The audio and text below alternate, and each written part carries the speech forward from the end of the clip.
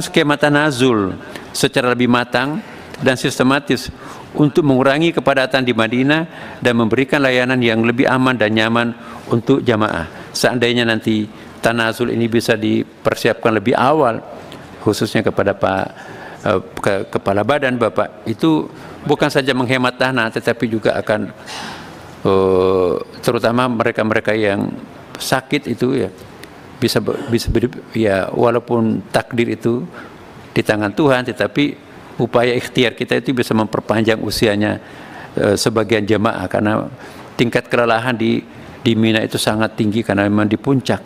Nah, kalau nanti ini tanazul itu bisa mengurangi beban mereka. Yang kelima, mengedukasi masyarakat terkait dengan hal-hal sebagai berikut. Larangan keberangkatan dengan visa non haji, dampak negatifnya lebih besar daripada manfaatnya. Nah, jadi ada kaidah usulnya kan itu ya. Larangan haji tanpa tasrih. Kemudian sanksi mengangkut, saya ulangi, sanksi mengangkut pelanggar aturan haji. Ya. Yang keenam, penyempurnaan penerapan istita'ah kesehatan. Tentu bukan saja istita'ah kesehatan, tapi istita'ah komprehensif itu ya. Tapi memang yang paling menonjol yang perlu mendapatkan stressing point adalah istita'ah kesehatan. Kemudian yang ketujuh, peningkatan ekosistem ekonomi haji dan peningkatan penggunaan komoditas dan produk Indonesia. Yang kedelapan, penambahan layanan fast track untuk embarkasi di luar Pulau Jawa. Kemudian bagian B, Kantor Urusan Haji Indonesia di Jeddah, Arab Saudi, telah menghadiri undangan sosialisasi sistem e-Hajj Nusuk Masar yang diselenggarakan oleh Kementerian Haji dan Umrah Arab Saudi pada 21 Oktober 2024. Beberapa poin penting dari sosialisasi tersebut antara lain: proses pembelian tenda zona di Mina diawali dengan booking zona yang diinginkan, diikuti dengan penyetoran deposit yang akan dibekukan di IBAN e-Hajj KUH. Setelah memilih tenda, tahap berikutnya ialah melakukan kontrak dengan syarikat yang menyediakan layanan masyair, akomodasi dan konsumsi selama di Mekah maupun di Madinah. Saya perlu sedikit tambahkan karena sekarang terjadi perubahan ya, mungkin 2 tahun terakhir ini, terutama Bapak Ibu yang mungkin baru di Komisi 8, bahwa terjadi transformasi dari sistem muasasah ke syarikat ini. Kalau dulu muasasah itu kayak BUMN-nya lah Saudi Arabia itu pemerintah, tapi kalau sekarang ini syarikat itu lebih kepada swasta ya. Proses kontrak ini dimulai dengan pengajuan jenis dan spesifikasi layanan yang diinginkan, yang kemudian akan direspon dengan penawaran harga paket oleh syarikat. Jadi di sini memang diperlukan kerja-kerja profesional dan kekuatan-kekuatan lobby dan juga power yang kita harus miliki di sana. Setelah penawaran harga dari syarikat disetujui, tahap berikutnya adalah pemaketan dan pemvisaan. Jadi itu segera disusul tanpa jarak. Proses serupa berlaku untuk haji khusus. Dalam haji khusus ini, pemilihan tenda atau zona merupakan kewenangan KUH, sementara kontrak dengan syarikat dan pemaketan dapat dilimpahkan kepada user PIHK. Aktivasi user Masar Nusuk akan dilakukan dalam waktu dekat 1 sampai 2 minggu ke depan. Setelah sistem diaktifkan, semua negara akan dapat melakukan booking tenda sesuai dengan pihak mereka. Jadi kami juga sudah menegaskan kepada Dirjen Haji, sambil menunggu proses transformasi ini, kerjakan seperti apa yang biasanya yang kita lakukan, karena sekali lagi prinsip kita tidak boleh haji ini gagal hanya karena proses transformasi.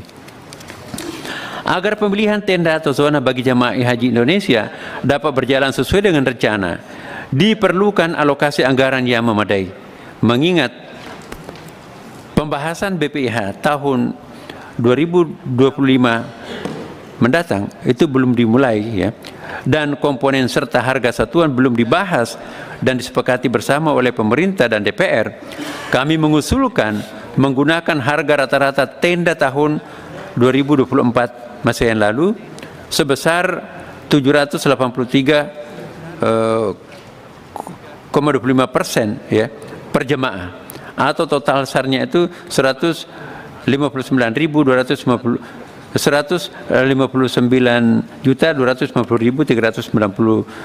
SAR-nya untuk 203.320 kuota jemaah haji Indonesia tahun mendatang. Kami memohon perkenan persetujuan dari Komisi 8 DPR agar alokasi anggaran ini dapat disediakan oleh BPKH melalui skema uang muka permintaan dana BPIH tahun 2025 Masehi. Uang muka tersebut nantinya akan menjadi pengurang dalam permintaan dana BPIH tahun 2025 nanti dari Kementerian Agama ke BPKH setelah terbitnya Kepres BPIH tahun 2025 Masehi nanti. Berdasarkan hasil rapat dengan Kementerian Haji Arab Saudi tanggal 15 September 2024, mulai tahun 2025 berlaku ketentuan bahwa petugas haji kloter dan non-kloter harus membayar paket masyair. Ya, jadi tahun lalu enggak, tapi tahun akan datang itu akan dibebani ya petugas kita berapa ribu itu ya untuk biaya tenda transportasi ya. Sebagai gambaran tahun 2024, setiap jemaah haji itu dikenakan biaya SAR-nya itu 4.191,15 SAR. Terkait dengan kebijakan tersebut dibutuhkan anggaran tambahan dari APBN sebesar 18.860 18.860.175. Luar biasa ini. Lebih dari berapa persen nih? Dengan asumsi petugas 4.500 orang.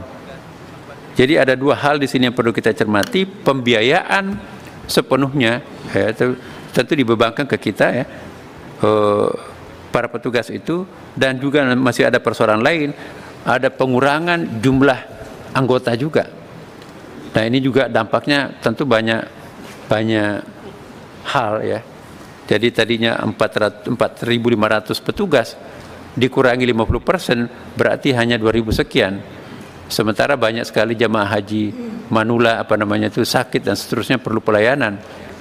Belum lagi biayanya. Jadi ini memang potensi-potensi pembengkakan pembiayaan haji di masa depan itu kalau kita terlambat mengantisipasi itu nanti bisa sangat besar. Tapi insya Allah sekali lagi ya, kerja cepat dan komprehensif seperti ini kita bisa, ada beberapa alternatif yang bisa kita lewati, tidak melahirkan biaya yang sangat besar. Ya mudah-mudahan kerjasama kita yang bagus, kita bisa mengeliminir problem-problem hal ini. Pimpinan dan anggota Komisi 8 yang kami hormati, demikian kami sampaikan evaluasi penyelenggaraan ibadah haji tahun 2024.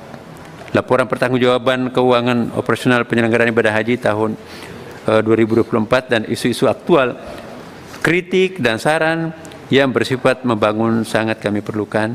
Akhirnya kami mohon kepada Allah Subhanahu wa taala, kita semuanya memohon semoga Allah Subhanahu wa taala memberikan kemudahan dalam urusan ini, insyaallah.